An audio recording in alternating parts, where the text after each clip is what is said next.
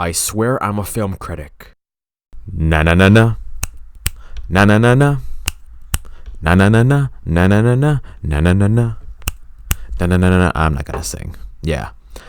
Not even gonna bother with it, so don't even ask me to do it, because I don't feel like it. Oh, man.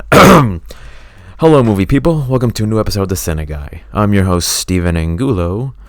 Let's talk film. So, I have a question for you guys. Are you feeling a bit creepy? How about kooky? Ah, you mean mysterious and spooky, right? You get it. We're gonna do the Addams Family. Oh my gosh, I'm telling you. I'm actually a fan of the old 60s TV show, because here's the thing. It's like the epitome of like 60s comedy. Like, it's a family, they have their own problems and everything. The dialogue is pretty kooky and funny. And yeah, just like the adventures of this like really strange family, but you just can't help but like. It's kind of like the Munsters if they did not look like monsters. No, this is more like, as you mean, the Addams Family look very human-like. But yeah, they're just like you and me, They're just a lot of fun. So yeah, when they announced a new animated film, I thought, okay, a little welcome back to our favorite kooky dark family. And and yeah, judging by like what I saw, I'd say it was a pretty decent welcome. Because now we've got an animated take on them, going back to the traditional art style, like the comic series. I mean, these guys look super cartoony. Like, Gomez has no neck, Fester's head is super round, Morticia is really skinny. Like her body is pretty much what many like supermodels want. Like, that's like, the long pencil. Oh my gosh, she looks more like a deflated, just like a rabbit. Anyway, we're not here to roast Morticia Addams, which I probably can't, because that's every emo girl loves Morticia. So yeah, like the first two live action movies, which is also pretty good, it has this cartoony, macabre, dark humor that makes us laugh at things that we normally wouldn't laugh at, like death or someone dying, which is pretty much the same thing. But unlike the first two, this one focuses more on like slapstick and like cartoon, ish stuff, rather than laughing at death. I mean, some characters have been blown up and just walk out covered in smoke. Like, that's not like something you see in a live action film. No, that's a Looney Tunes cartoon. So yeah, they do live up the spirit of like, traditional kids film animation. Now for this one, the story takes a turn on thinking weird is normal. Like, the Addams live in isolation to avoid regular looking people because they pushed them away for being, quote unquote monsters.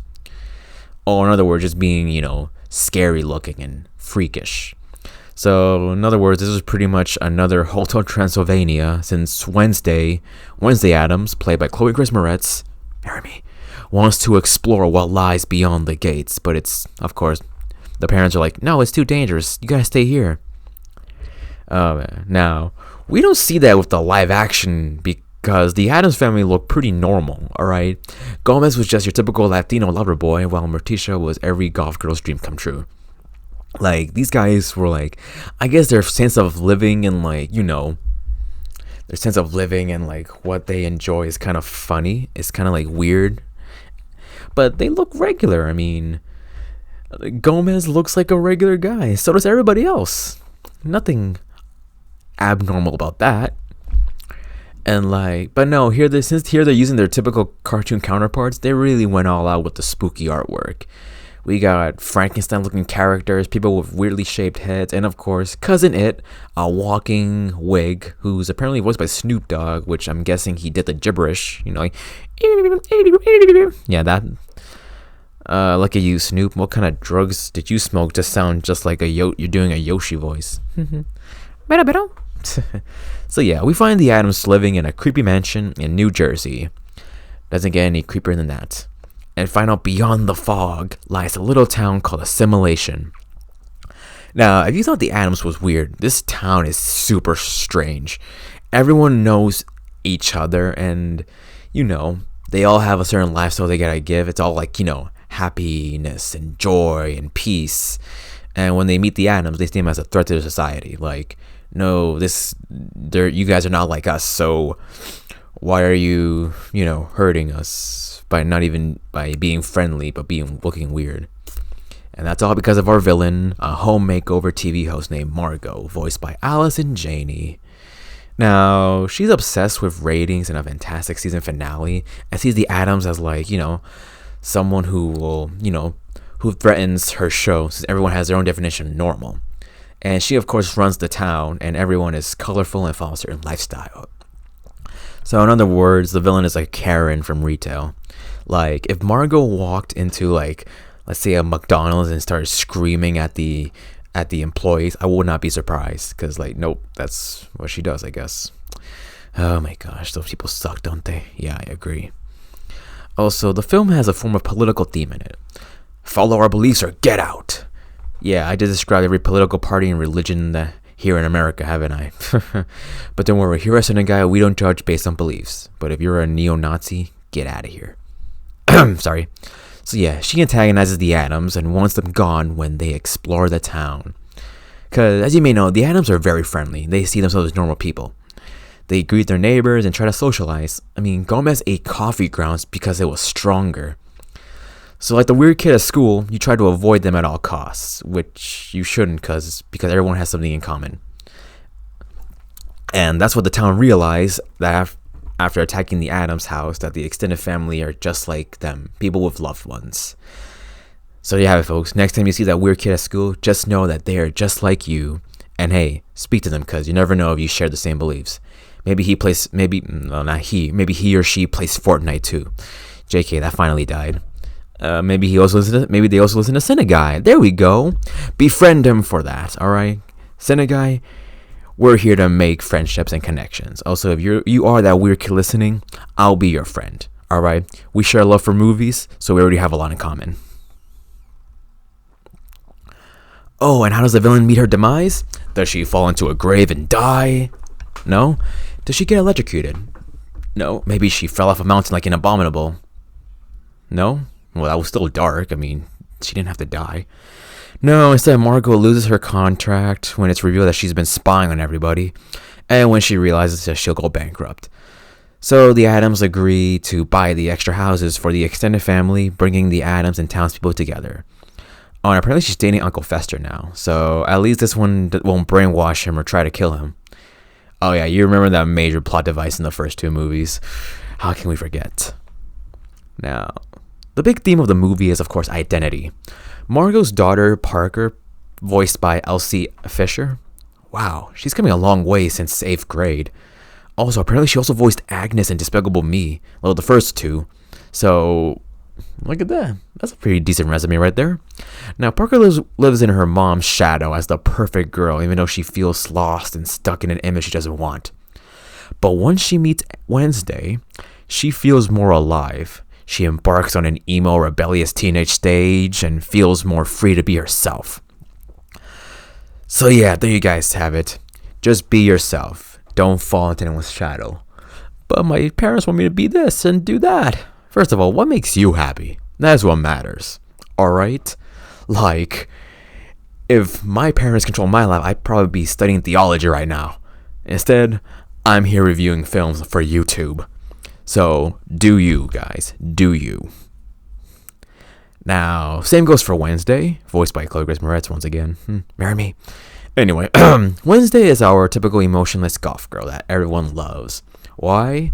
Well, she has no emotion. She's like, yeah, that's good. Oh, you're hurt. That's great to know. How many emo girls have you seen that act like Wednesday Addams? Yeah, plenty. I know. But here, she's curious about the outside world. She befriends Parker and is the one to discover Margot was spying on everybody. So her relationship with her mother is also explored further. She feels that Morticia feels that she's losing her daughter simply because she's being close to regular people. So that teenage girl growing apart from her mother is right there.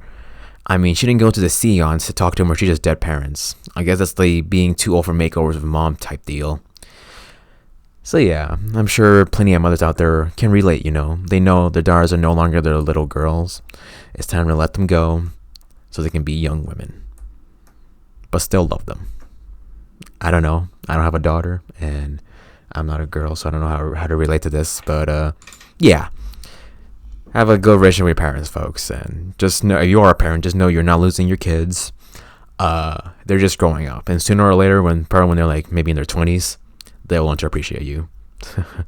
Anyway, but there is a moment of realization that despite the isolation, Wednesday still loves her family.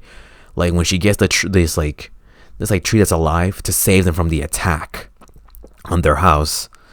So there you have it, guys. See, just because somebody in your fam is changing doesn't mean they're gonna push you away. I mean, look at the Goofy movie. Max is like, hey, I've grown up. I have my own life now. And Goofy's like, I just want to be a part of it. That's it. They'll always be your parents. They'll always be your kids. So nothing's going to change that. Also, there is somebody in this film who never gets a spotlight like in the first two movies or even the Broadway musical. Pugsley. Finally, he's always the background characters in like everything. He's just there, like he's like Wednesday's sidekick. But no, here they finally gave him a part in the story. Like this explores his relationship with Gomez to prepare for his like bar mitzvah type ceremony called the Masuka. Basically, Pugsley has to perform various feats of swordplay as a rite of passage. And as you can imagine, it does not go so well, and you feel bad for Pugsley because he feels that he's failed his father, who happens to be the best sword fighter alive. We've all been there, Pugsley. We've all been there. Don't worry. However, he does get to redeem himself by using explosives to attack the boulders that are being catapulted onto the house. So even though it wasn't traditional, he did save his family and became an Addams man. So you see, folks, even if you have a skill that does not match, one that is of benefit to your family or like loved ones, there is still something that you're good at that, still benefits them. All right. They want you to be a doctor, but you want to be a writer. Maybe your words can speak to them. There you have it. Oh man, yeah, this was a pretty fun movie. I mean, overall, it's a fun animated movie that the fans of the TV show and other forms of media, like the musical and the other movies, can enjoy. And it also serves as a prequel to the show. Like, we see Morticia and Gomez getting married, and once they get close to society, we see the intro to the TV show as a little sing-along. So there we have it, folks. There we have it. The Addams Family. We now know how they began. So wait, that means in the old TV show, assimilation exists. Margot exists, even though we don't see them. So yeah, up to you guys. Is this a spin-off? This a prequel series? Or is this like a completely original story that has nothing to do with the TV show? I know, you tell me. Oh, and before I forget, Oscar Isaac and Charlize Theron would do amazing as a live-action Gomez and Morticia. I mean, yeah, their voices worked, but think about it. Oscar Isaac with the mustache and the suit, and Charlize Theron with the black dyed hair and the long black dress. It fits perfectly. Also, one thing I've noticed that, like, from the TV show, I think, like, the reason the characters are like this in the animated film is because of the live-action films. Like, the live-action films have, like, the suave Hispanic Gomez and the seductress, like, the seductress, Morticia. Well, on the TV show, they were, like, regular people. Gomez was like a regular guy with a mustache, and Morticia was just a regular sitcom mom. So yeah, there you go, folks. You can thank the live action movies for giving us a Latino Gomez and a goth queen Morticia. Oh my gosh. Well, my final rating is 8 snaps out of 10 things looking at foot porn. Yeah, that's actually happens. Like, Morticia wakes up in the morning saying good morning, and thing is on his computer, and then when Morticia walks into his room, he slams the laptop down and all. Oh my gosh. Only in a kid's film, folks. Only in a kid's movie. Alright, this was fun. Hope you guys enjoyed this review. Leave a like if you enjoy, subscribe and join the crew, and we'll see you next week for more awesome reviews. Also, be sure to check out the Real Movie News and Reviews podcast at certainpov.com, link in the description below. Also, about certainpov.com, it's home to many other great podcasts. Like, we got a Superman podcast, we got a Star Wars, like D20-esque podcast, and also like another movie podcast in which we look at like terrible films, but we try and figure out how we can make them better. So yeah, and also home to many other great shows. So yeah, do check them out and subscribe, rate, and review them on iTunes. I know that for a fact they're going to appreciate me giving them a shout out. I mean, I'm part of them now, so I kind of have to.